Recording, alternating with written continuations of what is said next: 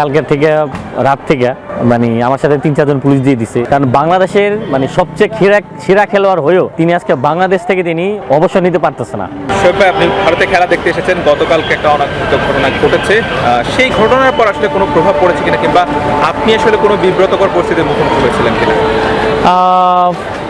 হয়েছে কি যে কালকে একটা ঘটনা হয়ে যাওয়ার পরে আরেকটা স্টেটমেন্ট যখন আসলো, ভিডিও ফুটেজ, তারপর এখানে যেই প্রধান তাদের স্টেটমেন্ট, তো সব কিছুতে তো অবশ্যই, কারণ একটা জিনিস যখন হয়েছে তার বিপরীত যখন একটা কিছু বের হয়েছে তখন সবাই আসলে একটু চাওয়া, একটু আকার ইঙ্গিত স্বাভাবিক এটা থাকবেই।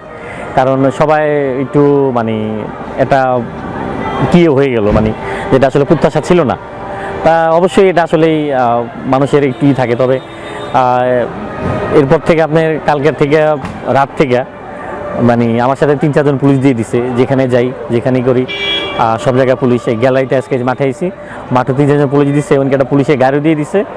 এমনকি ওদের প্রথম থেকে আমাকে একটা হোটেল দিছে, যে হোটেলে আপনার সিকিউরিটি দিয়ে নিরাপদ রাখছে। আজকে কোনো অসুবিধা হয় না?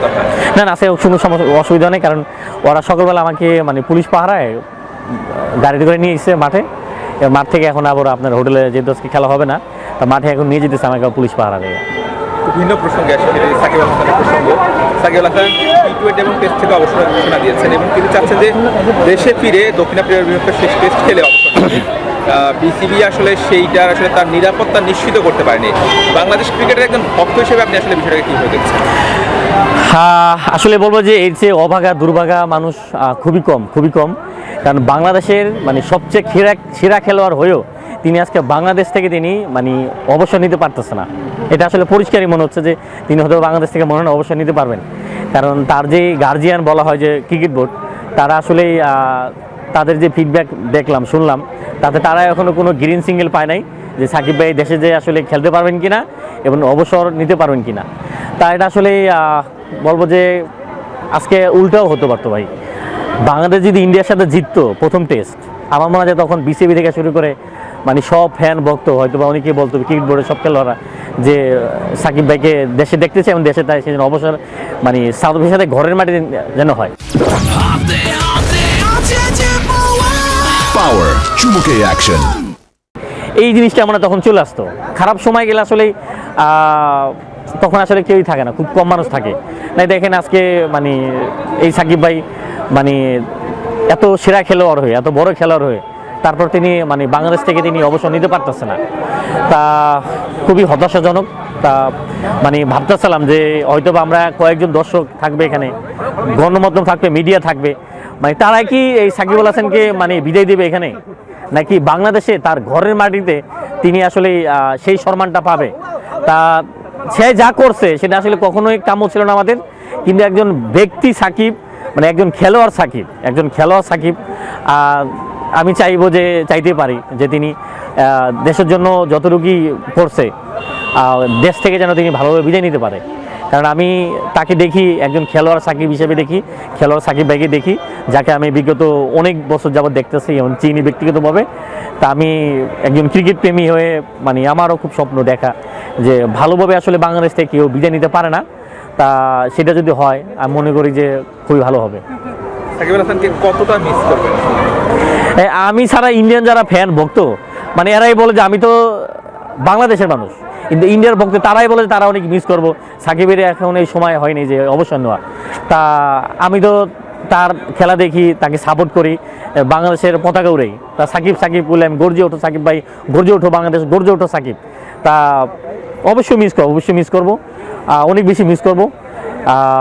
ওটা আসলে বোঝানোর মতো না। কারণ যখনই অনেক সময় বাংলাদেশের দুঃসময়, খারাপ সময় আসতো, সাকিব ভাই ব্যাটিংয়ে হয়তো ভালো ব্যাটিং করতো, যখন উইকেট যেতে যায় না তখন সাকিব ভাই বোলিং আসে, উইকেট যায়, পার্টনারশিপ ভেঙে দেয়। তো সব কিছু মিলিয়ে বলবো যে অনেক বেশি মিস করবো। তবে তিনি যে রাস্তা দেখাই দিয়ে গেল যে অন্য সবার জন্য, যে একটা সময় আসলে আসলে চলে যেতে হয়, থাকতে হয় না। তা সেই এইভাবে যে অবসর নিবে, এইভাবে চলে যাবে, সেটা আসলে কল্পনা করিনি।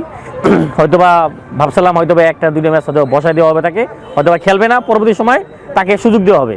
কিন্তু তিনি এরকম একটা ডিসিশন নিলেন যে তিনি আর টেস্ট ক্রিকেটে থাকবেন না। এবং মানে আমিও ভাবি যে ওয়েস্ট ইন্ডিজে আমি ওয়ার্ল্ড কাপে তার শেষ ম্যাচটা যে আমি দেখছি, তখনও জানতাম না যে এটা তার শেষ ম্যাচ ছিল টি-20। তা তাকে টেস্টেও দেখা যাবে না, টি-20 দেখা যাবে, ওডিআইতে দেখা যাবে। তা সামনে বাংলাদেশে তো ওডিআই ম্যাচ ওরকম দেখতেছি না, একমাত্র চ্যাম্পিয়ন ট্রফি আর হচ্ছে ওয়েস্ট ইন্ডিজের সাথে টিমটাও ওডিআই। তা জানি না সামনে কী হইব, তবে একজন ক্রিকেট ফ্যান হিসাবে, একজন খেলোয়াড় সাকিব ভাই হিসেবে আমার আসলে চাইতে পারি, আমি দেখতে পারি মাঠের ভিতরে যে সবাই মিলে একসাথে তাকে বিদায় দিল এবং ভালোভাবে বিদায় দিল। এই টেস্ট নিয়ে কি বলবেন আসলে, কতটুকু আশাবাদী? এই টেস্ট নিয়ে বলবো যে যেহেতু ভারত একটা প্রথম টেস্ট জিতে আসলে অনেকটা আগায় আছে, আর তারা টেস্ট র্যাঙ্কিংয়ে 1 নাম্বার আছে। 1 নাম্বার থাকার কারণে তাদেরই বলবো যে একটু সুবিধা বেশি, পাল্লাটা ভারী, কারণ নিজে তাদেরই হোম গ্রাউন্ড। তা তারপরে বলবো যে টেস্ট ম্যাচ যেদিকে যেতেছে আমার মনে হয় ডর দিকে যেতেছে। তবে মুশফিক ভাই আর মমিনুল ভাই যে ব্যাটিং কালকে দেখালো, আমার মনে হয় যে মমিনুল ভাই হয়তো বা থাকলে 50 আর 100 হতে পারে, মুশফিক ভাই ভালো কিছু করতে পারে। তারপরে সাকিব ভাই আছে শেষ টেস্টে, হয়তো বা সাকিব ভাই ভালো কিছু করবে স্মরণীয় করে রাখার জন্য। তো সব কিছু মিলে বলবো যে ম্যাচ হয়তো বা খেলাটা ডর দিকে যাচ্ছে, আর ডর দিক গেলে বলবো যে আমাদের জন্য ভালো একটা পয়েন্ট আমরা পাবো। এতক্ষণ শুনছিলেন বাংলাদেশ ক্রিকেটের আইকনিক ফ্যান টাইগার শোয়েব আলীর কথা। তিনি বলছিলেন যে টাইগার রবির সঙ্গে যেই ঘটনা ঘটেছে কিংবা রবি যেটি ঘটিয়েছে তার প্রভাব কিন্তু পড়ছে, অলরেডি সেটা শুরু হয়ে গেছে। কারণ এর আগে অনেকবার টাইগার শোয়েব আলী ভারতে এসেছেন, ক্রিকেট খেলা দেখেছেন, কিন্তু কখনোই তাকে নিরাপত্তা দেওয়া হয়নি। তিনি বলছেন যে তাকে বিশেষ নিরাপত্তা দেওয়া হয়েছে, তার সঙ্গে 3-4 জন পুলিশ সবসময় থাকছে এবং হোটেল থেকে তাকে স্টেডিয়ামে নিয়ে আসা হয়েছে পুলিশের গাড়িতে করে। তিনি যখন গ্যালারিতে বসে খেলা দেখছিলেন তখনও তার পাশে পুলিশ বসা ছিল যাতে কেউ তাকে আক্রমণ করতে না পারে, এবং যখন খেলা শেষ হয়েছে তখনও পুলিশ তাকে হোটেলে নিরাপদে পৌঁছে দিচ্ছে। অর্থাৎ এইটুকু শুনলে বুঝতে পারেন যে আসলে পরিস্থিতি কতটা আসলে ভয়াবহ হয়ে গিয়েছে। অর্থাৎ এমন একটা অবস্থা দাঁড়িয়ে গেছে যে বাংলাদেশের কোনো ভক্ত ভারতে খেলা দেখতে আসলে ভারতীয় ভক্তরা তাদের উপর আসলে ক্ষিপ্ত হন কিংবা চড়াও হন, এমন একটা পরিস্থিতি তৈরি হয়েছে। কিন্তু আসলে পরিস্থিতিটা এমনও না আসলে।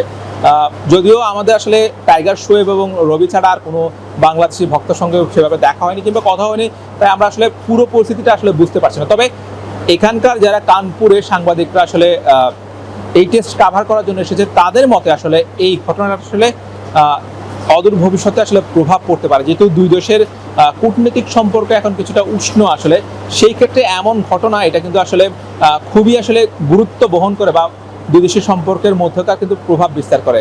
আমরা গতকাল গিয়েছিলাম রিজেন্সি হাসপাতালে, যেখানে রবিকে চিকিৎসা দেওয়া হয়েছে। সেখানে গিয়ে দেখি যে আসলে বেশ কয়েকজন পুলিশ সদস্য তাকে পাহারা দিচ্ছেন এবং পুলিশের নিরাপত্তা বলয়ের মধ্যে তাকে রাখা হচ্ছে। আসলে ঘটনাটা আসলে খুব বেশি অনেক দূর গড়িয়ে গেছে, বা রবি হয়তো ভাবেনি যে আসলে এমন কিছু হতে পারে। তিনি যে অভিযোগ করেছেন যে তাকে আসলে পেটানো হয়েছে বা তাকে মারধর করেছে ভারতীয় ভক্তরা, এমন কোনো প্রমাণ কিন্তু ভারতীয় পুলিশ পায়নি এবং সেখানকার প্রত্যক্ষদর্শীরাও বলছে যে এমন কিছু রবির সঙ্গে ঘটেনি। কিন্তু রবি যেটা বলছেন সেটার সঙ্গে আসলে সেই অভিযোগের সঙ্গে আসলে তদন্তের আসলে কোনো মিল নেই। সেই ক্ষেত্রে আসলে রবির কথাটা আসলে আপাতত ভুল প্রমাণিত হয়েছে। কিন্তু যেটি ক্ষতি হয়েছে সেটি হচ্ছে যে বাংলাদেশের ভক্তরা অদূর ভবিষ্যতে বা সাম্প্রতিক সময়ে ভারতে খেলা দেখতে আসার জন্য খুবই সতর্ক হয়ে যাবেন, কিংবা আসলে আসার ইচ্ছে থাকলেও এই ঘটনা যখন সোশ্যাল মিডিয়াতে দেখেছে তাদের আসলে আগ্রহ কিছুটা আসলে কমে যাবে। এইটা আসলে স্বাভাবিক বিষয়। তবে ভারতীয় আসলে সব দেশেই কিছু ভালো খারাপ থাকে, তবে আমার কাছে যতটুকু মনে হয়েছে যে খুবই অত বেশি আসলে ঘটনাটা যত বড় হয়েছে খুব এত বেশিও আসলে এমন কিছু হয়নি যে বাংলাদেশের মানুষ আসলে ভারতে একদমই অনিরাপদ, এমনটা না আসলে। তবে আশা করছি আসলে কূটনৈতিক সম্পর্ক, রাজনৈতিক সম্পর্ক ছাপিয়ে ক্রিকেট আসলে দুই দেশের মাঝে বন্ধুত্বপূর্ণ সম্পর্ক আরও বেশি জোরদার করবে, এমনটা প্রত্যাশা করি। Hussain Arman, BD cric time, Kanpur international cricket stadium, Bharat.